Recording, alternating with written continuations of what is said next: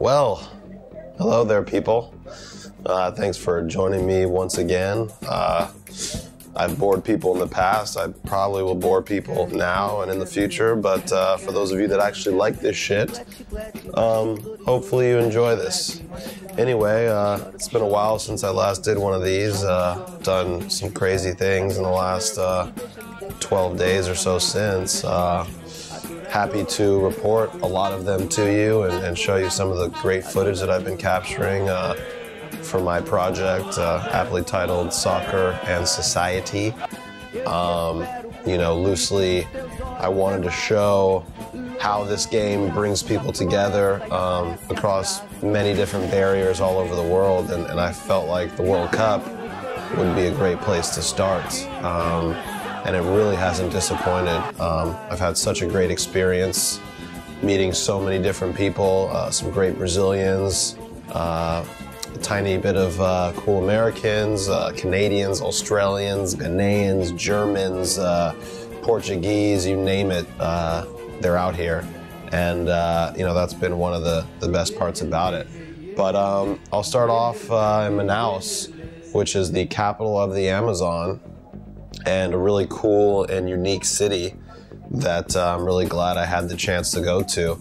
I had the Italy-England game first, and it was super special. I mean, the English fans are just, well, they're English, so they drink and they really love their football, so they sing and they just get super into it.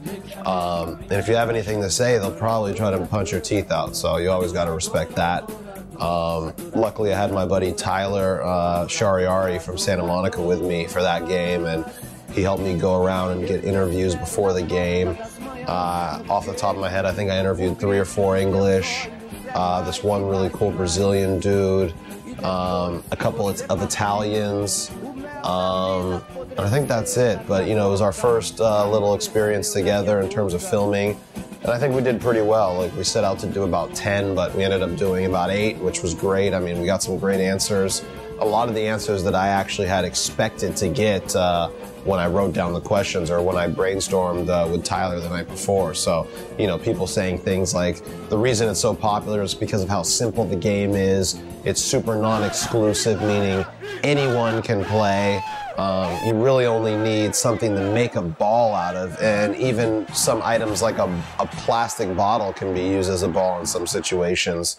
The rules are super easy to understand, blah, blah, blah. Stadium was beautiful. There are some interesting facts about the building of that stadium and how kind of shady it is. Just in a quick little nutshell, basically the stadium cost $370 million US to build. Meanwhile, Manaus, although there's a lot of huge soccer fans in the city, their biggest team is a 3rd division team, and their average attendance is 2,000 fans. So you've got this 40,000 person stadium in the middle of the Amazon, and it's basically going to go to waste. Anyway, that's neither here nor there. I'm going to move on. Another thing I experienced in Manaus, which was really cool, was the opening game, which was, I think, the day before. It was Brazil versus Croatia, but everywhere in the city there were parties for this game. I mean, the streets were just completely shut down. If you wanted to buy a hamburger, you were just shit out of luck. Like, you had to go to where the people were, where the big screens were showing the game, and then you could buy a beer. Otherwise, hopefully you got something in the fridge. But I was able to get some good footage of the Brazilians celebrating because they did win that game, which they needed to.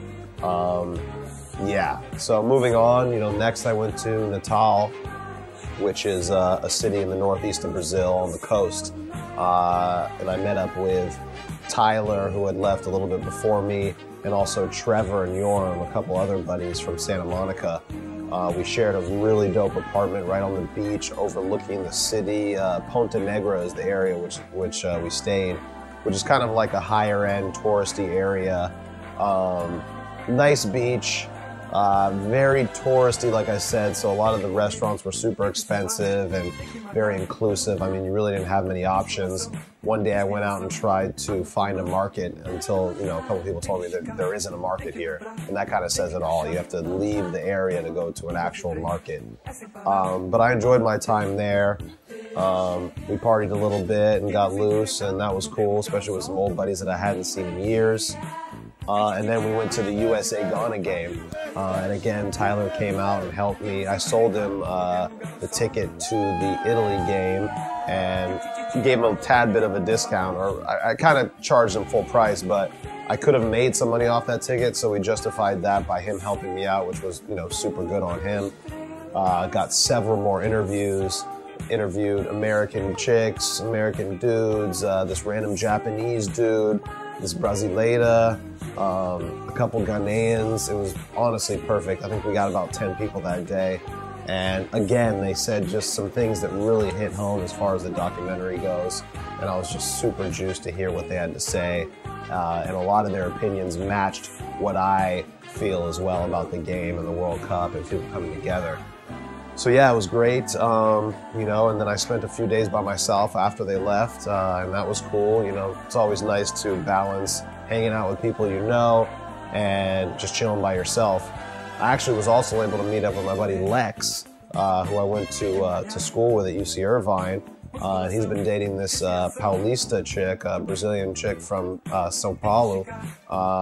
And that was super cool. They had a rented car, and we got to visit a couple beaches, and then we went to the FanFest for the second Brazil game. The FanFest is like this huge area that FIFA builds for viewing games in each of the host cities. So, whenever Brazil plays, everyone ascends to this area. They've got a big screen, they've got a concert after, a concert before. People are just having a good time. I think they played Mexico that day, and for all the Mexican people that are watching this video, you guys were juiced about that result, because tying Brazil at home is an accomplishment. But yeah, the game was awesome. My experience has been unbelievable. I'm in Fortaleza now, which is a really cool city as well. Haven't even busted the camera out up until now, and I'm 3 days deep. I was a little sick and under the weather. And also I've been trying to put the camera down a little bit and start enjoying the shit for what it's worth, instead of trying to capture everything every moment, which was some advice that someone gave me, which I took. And also just, on a final note, Brazil plays Chile tomorrow, another very good South American team that does have a chance to beat them. And, this documentary has definitely kind of morphed a bit, and I've really added some questions to my interviews in terms of, rioting, demonstrations. Why are people so mad? For good reason. $11 billion has been spent, and for what, a 30-day tournament?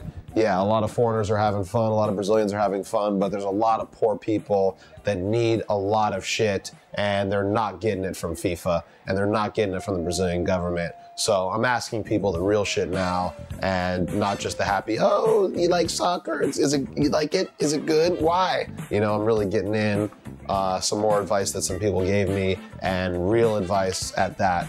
Anyway, I will take off now and stop boring you. If you made it this far, like I said last time, it's amazing, because I think we're at 10 plus minutes here. But hopefully there was enough B-roll to excite you, and you didn't have to look at my face for that long. So, ciao, até mais, obrigado, ciao.